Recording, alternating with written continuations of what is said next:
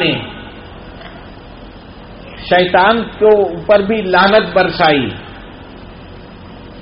اور اس کو بھی جنت سے اتار دیا گیا. نہ تم رہنا نہ تم رہنا، نہ بہکانے والا رہنا نہ بہکنے والا رہنا، دونوں کو بھی اتار دیا گیا. شیطان چونکہ خبیث تو تھا ہی، نافرمان تو تھا ہی، اللہ تبارک و تعالیٰ سے اجازت لیا کہ جب آپ مجھے جنت سے نکال ہی چکے ہیں اور مجھ پر لعنت فرما رہے ہیں، وَإِنَّ عَلَيْكَ اللَّعْنَةِ إِلَىٰ يَوْمِ الدِّينِ، اللہ تعالیٰ نے فرمایا کہ قیامت کے دن تک تجھ پر میری لعنت ہوتی رہے گی.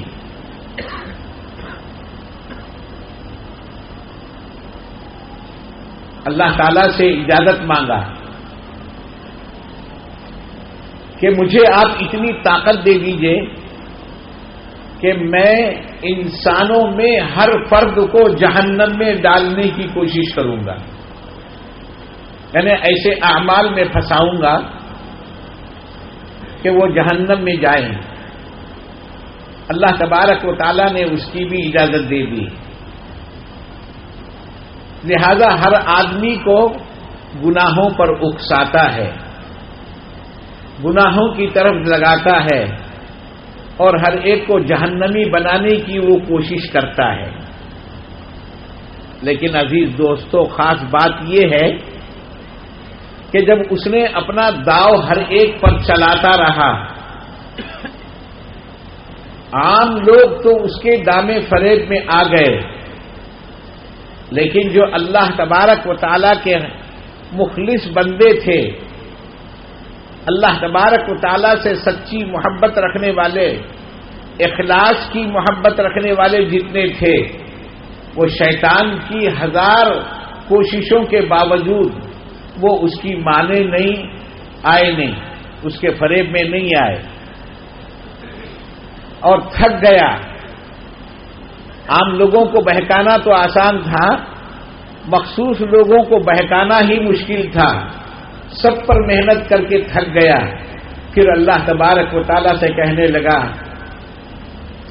الا عبادک منہم المخلصین، مگر تیرے مخلص اور محبوب بندے ہوں گے، خالص تجھ سے تعلق رکھنے والے ہوں گے، وہ میرے دامے فریب میں نہیں آئیں گے.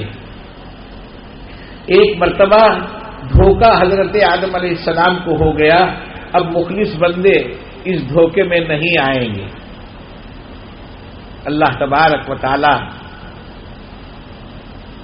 اس کے اندر شر ہی شر رکھا ہے.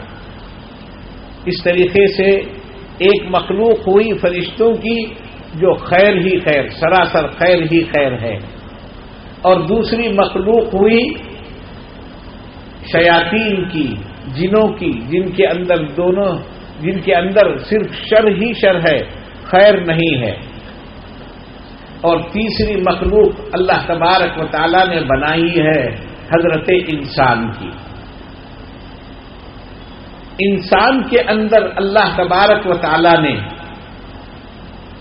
دونوں صفتیں رکھی ہیں، ماننے کی، اطاعت کی، فرمانبرداری کی، یہ بھی صفت رکھی ہے، نافرمانی کی، معصیت کی اور گناہ کی بھی صفت رکھی ہے.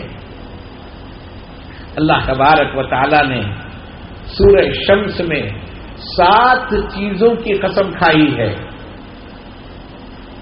7 چیزوں کی قسم کھا کر فرمایا کہ انسان کے اندر ہم دونوں مادے رکھے ہیں. کیا ہے آیت کیا ہے؟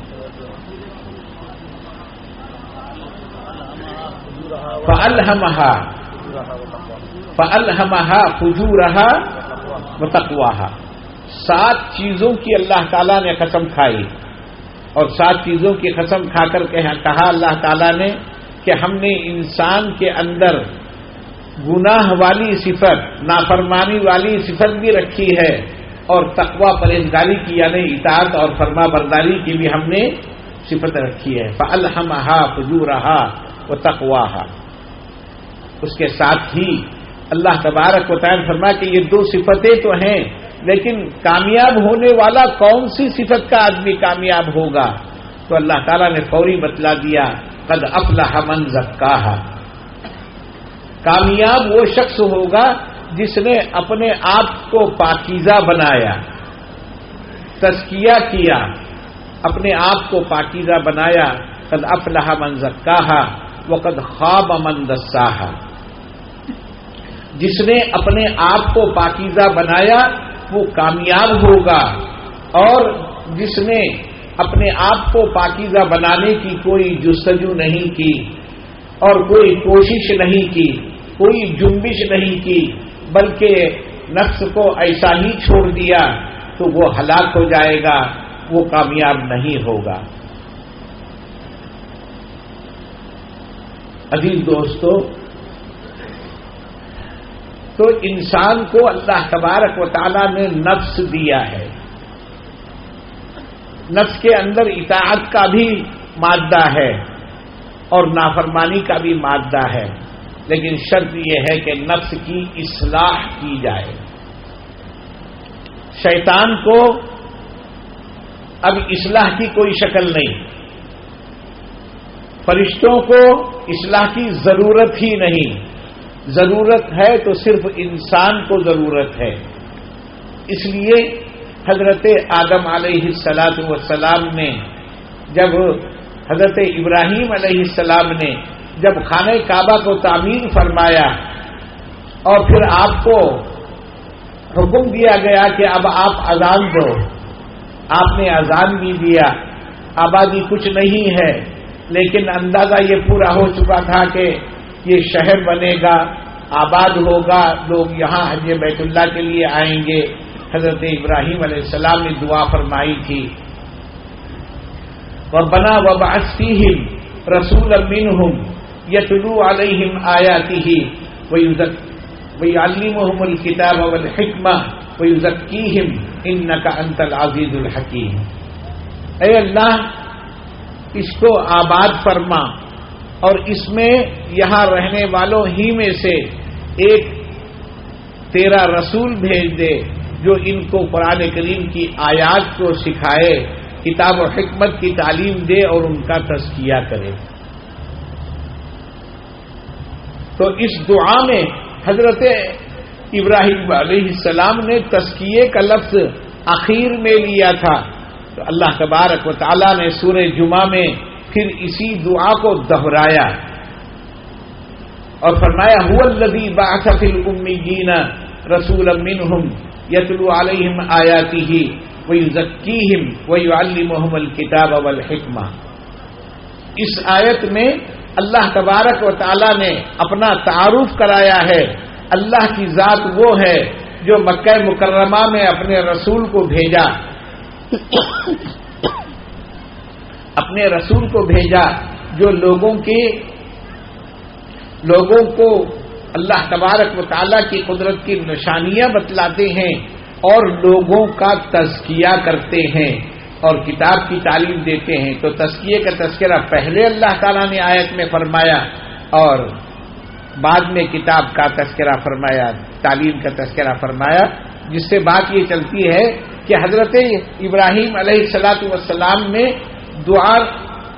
دعا میں جو تزکیے کا لفظ استعمال کیا تھا آخر میں استعمال کیا تھا۔ اللہ تبارک و تعالی نے اس آیت میں ان جملوں کو دہراتے ہوئے یہ تاثر پیش کیا کہ نئی تزکیے والا عمل تو اور دوسرے اعمال سے پہلے ہونا چاہیے۔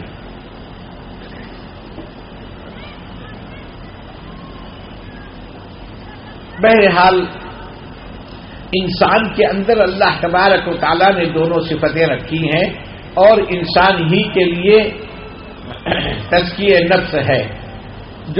جس نے تزکیہ نفس کیا وہ کامیاب ہوا، اور جس نے نفس کو اپنے حال پر چھوڑ دیا، تزکیہ نہیں کیا، اپنی پاکیزگی، نفس کی پاکیزگی اختیار نہیں کی، وہ ہلاک ہو گیا، وہ نامراد ہو گیا۔ میں نے آپ حضرات کے سامنے قرآن کریم کی آیت تلاوت کی ہے، والذین جاہدوا فینا لنہدینہم سبلنا وان اللہ لمع المحسنین۔ عزیز دوستو، سب سے پہلا جملہ اللہ تبارک و تعالی نے جو فرمایا ہے والذین جاہدوا فینا، جد و جہد کہتے ہیں محنت کرنے کو، مشقت کرنے کو، کوشش کرنے کو، جستجو کرنے کو. تو اللہ تعالیٰ فرماتے ہیں والذین جاہدوا فینا، جو بندہ ہم تک پہنچنے کی جستجو کرتا ہے، جد و جہد کرتا ہے، محنت کرتا ہے ہم کو پانے کے لیے، والذین جاہدوا فینا. دیکھیے قرآن کریم کی ایک آیت میں اللہ تبارک و تعالی نے فرمایا ہے کہ ہم نے انسانوں کو صرف اور صرف ہماری عبادت کے لیے پیدا کیا. وما خلقت الجن والانس الا لیعبدون. تو اس آیت کی تفسیر میں مفسرین کرام نے فرمایا ہے کہ آیت کے الفاظ تو یہ ہیں وما خلقت الجن والانس الا لیعبدون، کہ میں نے جنوں اور انسانوں کو صرف میری عبادت کے لیے پیدا کیا.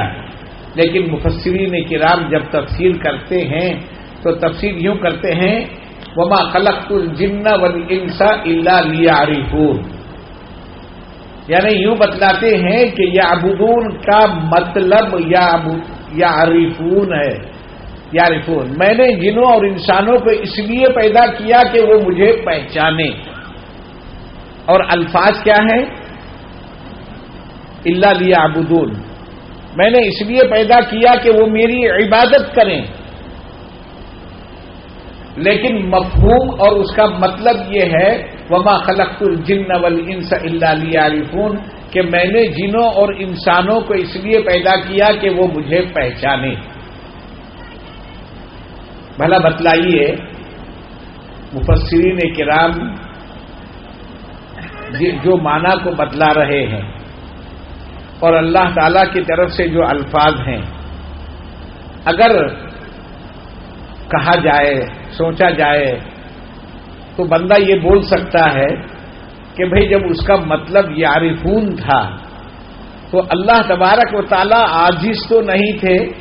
اللہ تبارک و تعالی خود بھی یہ کہہ سکتے تھے وما خلقت الجن والانس الا لیعرفون. اللہ تعالیٰ خود بھی لیعرفون کہہ سکتے تھے، لیکن یعبدون کیوں فرمایا اور اس کے معنی مفہوم یعرفون کے کیوں ہیں؟ اللہ نے یعبدون فرمایا اور معنی مفہوم اس کے یعرفون ہے. اللہ فرما رہے ہیں کہ کوئی بندہ بھی بیکار نہیں پیدا کیا گیا بلکہ میری عبادت کے لیے پیدا کیا گیا ہے. مفسرین بول رہے نہیں، اللہ کی معرفت کے لیے پیدا کیا گیا ہے. تو اللہ تبارک و تعالی بھی تو یعرفون کہہ سکتا تھا، نہیں کہا. مفسرین کرام خود ہی اس کی تعویل بیان کرتے ہوئے سمجھاتے ہیں یعرفون کہنے کے بجائے یعبدون اس لیے کہا گیا کہ اللہ کی معرفت حاصل کرنا بغیر عبادت کے ممکن نہیں ہے. کوئی آدمی عبادت نہ کرے اور یہ بولے کہ میں عارف باللہ ہوں اور مجھے معرفت اللہ کی حاصل ہو چکی ہے، تو یہ بتلانا مقصود ہے. اللہ تبارک و تعالی یعبدون کا لفظ ذکر کر کے یہ بتلانا چاہتے ہیں کہ اللہ کی معرفت حاصل ہوگی تو صرف اور صرف عبادت کے ذریعے سے حاصل ہوگی. آپ گھر میں بیٹھیں گے، کونا پکڑ کے بیٹھیں گے، کچھ بھی کریں گے، کیا بھی کریں گے، عبادت نہیں کریں گے، عبادت چھوڑ دیں گے تو اللہ تعالیٰ کی معرفت حاصل ہونے والی نہیں ہے. اسی طریقے سے آیت میں اللہ تبارک و تعالیٰ فرماتے ہیں والذین جاہدوا فینا، جو لوگ ہم کو پانے کے لیے، ہماری رضا کو حاصل کرنے کے لیے، ہماری مرضیات کو حاصل کرنے کے لیے جد و جہد کرے گا، لنہدینہم سبلنا، تو ضرور ہم ان کو ہم تک پہنچنے کی ہدایت دے دیں گے. تو عزیز دوستو، یہ راستہ مجاہدے کا ہے۔ بعض ساتھی ایسے ہوتے ہیں بلکہ اظہار بھی کرتے ہیں، انہوں یہ چاہتے ہیں کہ عبادت نہیں ہونا، حضرت ہوں بول دینا اور انہوں ساتویں منزل کو پہنچ جانا۔ خالی آپ ہوں بولیے، خالی آپ دعا کر دیجئے، دعا اپنی جگہ پر برحق ہے، لیکن مراتب کا ملنا، اللہ کی مرضیات کا ملنا، اس کے اندر اللہ تعالیٰ فرما رہے ہیں والذین جاہدوا فینا، جو مجاہدہ کرے گا، جو محنت کرے گا، مشقت کرے گا، ہاں دعا دھکے کا کام کرے گی۔ جیسے گاڑی بند ہے اور سیلف کام نہیں کر رہا ہے تو کیا کیا جاتا ہے؟ دھکا دیا جاتا ہے۔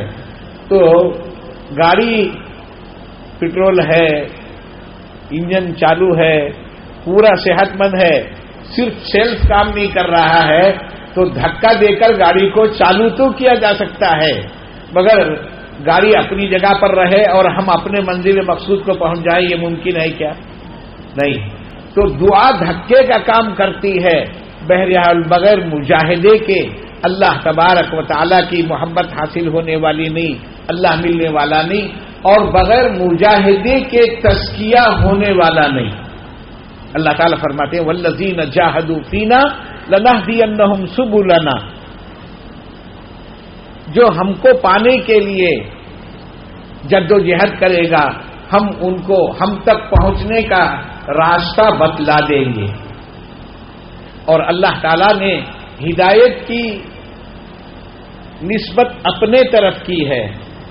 ہدایت اس کے معنی آتے ہیں، ایک معنی تو یہ ہے کہ آدمی جہاں جانا چاہتا ہے، جہاں پہنچنا